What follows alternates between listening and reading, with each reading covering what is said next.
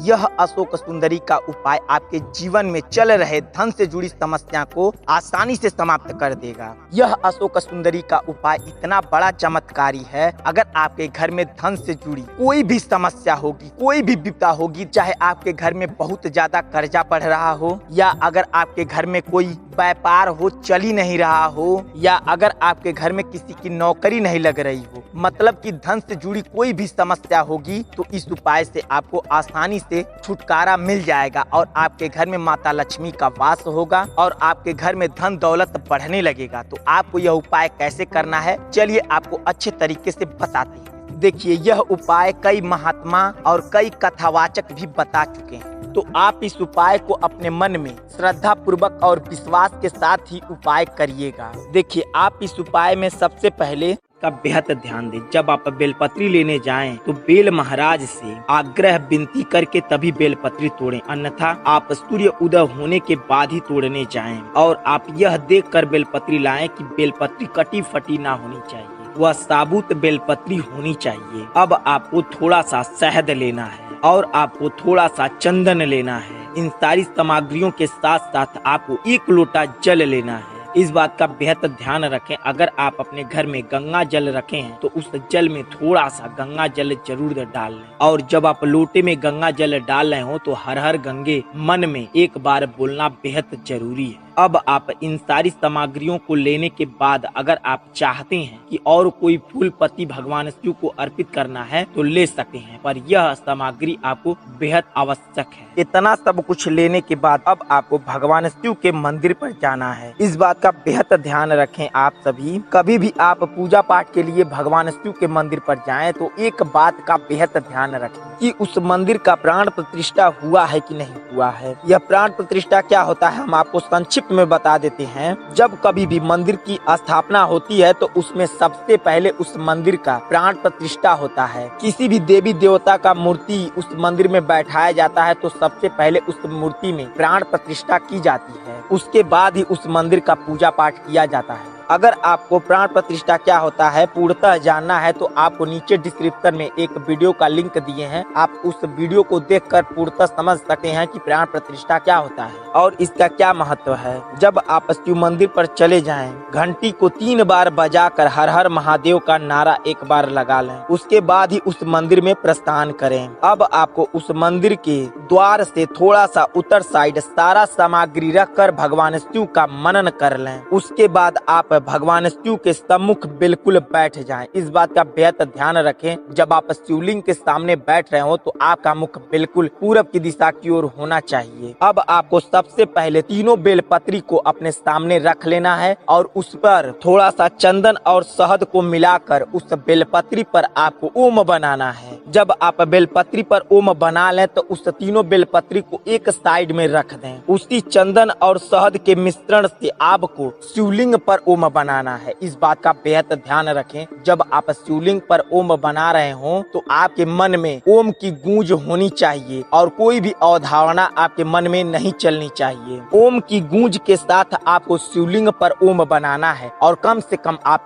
11 बार ओम बनाएं। और ओम कैसे बनाना है इस बात का बेहद ध्यान रखें। सबसे पहले आपको अपनी उंगली पर शहद और चंदन लगा लेना है और 1 बार शहद चंदन लगाने पर शिवलिंग पर आपको पूरा ओम बना देना है। ऐसा नहीं करना है कि थोड़ा सा शहद चंदन लगाएं, आधा ओम बनाएं, फिर लगाकर पूरा ओम बनाना है। ऐसे नहीं, आपको 1 बार शहद और चंदन लगाकर पूरा ओम बना देना है। इतना सब कुछ करने के बाद अब आपको तीनों बेलपत्री उठाना है और अपने हाथों पर रखकर ओम नमः शिवाय का जाप करना है और कम से कम आपको 11 बार ओम नमः शिवाय का जाप करना है। जब आप जाप कर लें तो उसके बाद 1 बेलपत्री शिवलिंग के ऊपर रख दें और 1 बेलपत्री अशोक सुंदरी की जगह रख दें और 1 बेलपत्री जलधारी के बिल्कुल सीधाई पर जहाँ जल गिरता है वहाँ पर रख दें। अब आपको अपने हाथ जोड़कर आंख बंद करके आपकी जो इच्छा है, जो मनोकामना है भगवान शिव को कह देनी है। अब आप जो कुछ भी फूल पत्ती भगवान शिव को चढ़ाने के लिए लेकर गए हैं वह उनके ऊपर समर्पित कर दें। अब आपको अंत में लोटे का जल लेना है और ओम नमः शिवाय का जाप करके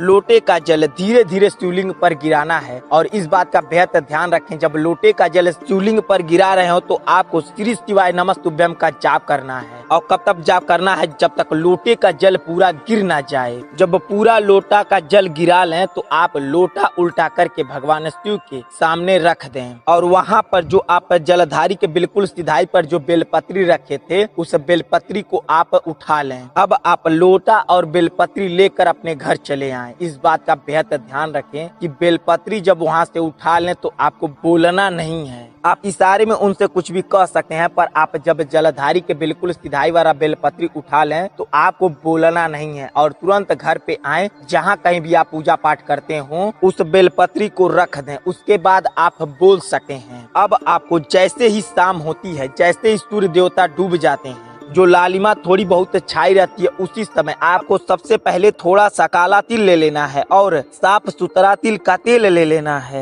इन दोनों सामग्रियों के साथ साथ आपको एक मट्टी का दिया लेना है और आपको एक बाती ले लेनी है। इन सारी सामग्रियों को लेकर आप माता तुलसी जी के पास चले जाएं। अगर आपके घर में माता तुलसी जी ना हो तो उसके लिए भी हम आपको बताएंगे कि आप यह उपाय कहाँ करेंगे और उसको कैसे करेंगे। तो इसलिए इस वीडियो को बेहद ध्यान से देखें और पूरा देखें। जब आप माता तुलसी जी के पास चले जाएं तो सबसे पहले आपको क्या करना है? सबसे पहले आपको काला तिल थोड़ा सा माता तुलसी जी के जड़ में डाल दें। तिल डालने के बाद आपको हाथ जोड़कर आंख बंद करके माता जी से आपको अपनी सारी दिक्कतें बता देनी है। अगर आपको कोई दिक्कत है तो उनको बता देनी है। अगर आपकी कोई इच्छा मनोकामना है तो उनको बता देनी है। अगर आपका कोई काम अटका पड़ा हो तो भी उनको बता देनी है। अब आपको 2 दाना तिल लेना है और ऐसी जगह रखना है जहां आप दीपक रख सकें। 2 दाना तिल का रखने के बाद उसके ऊपर ही दीपक रखना है। इस बात का बेहद ध्यान रखें। तिल का 2 दाना आप रख दें, उसके ऊपर दीपक रख दें। उसके बाद उस दिए में तिल का तेल डालें। अब जो आपके पास बाती बची है वो उस बाती को लेकर माता तुलसी जी के जड़ को अच्छी तरीके से उसमें छुआ दें। छुआने के बाद वह बाती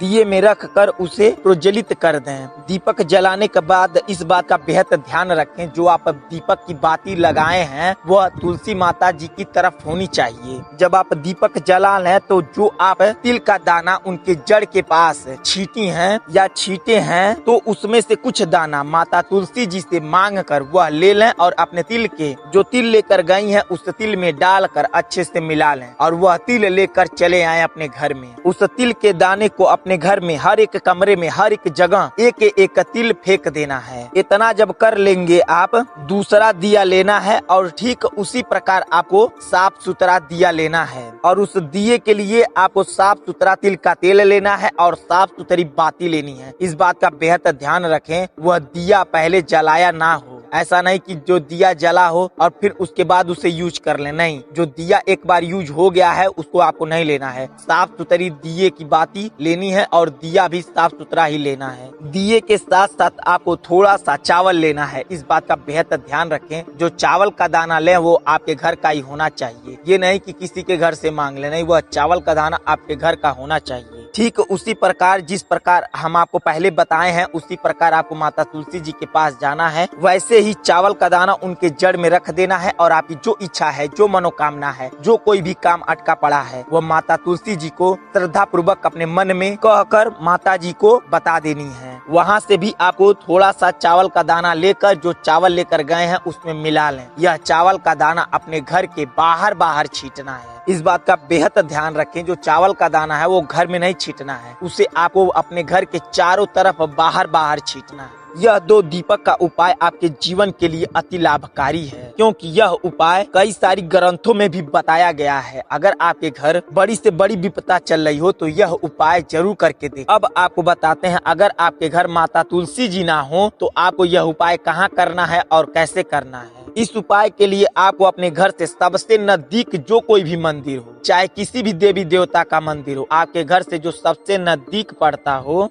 उस मंदिर के पास चले जाएं। उस मंदिर से सबसे नजदीक जो फल देने वाला पौधा हो, जो फल देने वाला पेड़ हो, उस पेड़ के पास जाकर वहाँ पर यह उपाय कर सके।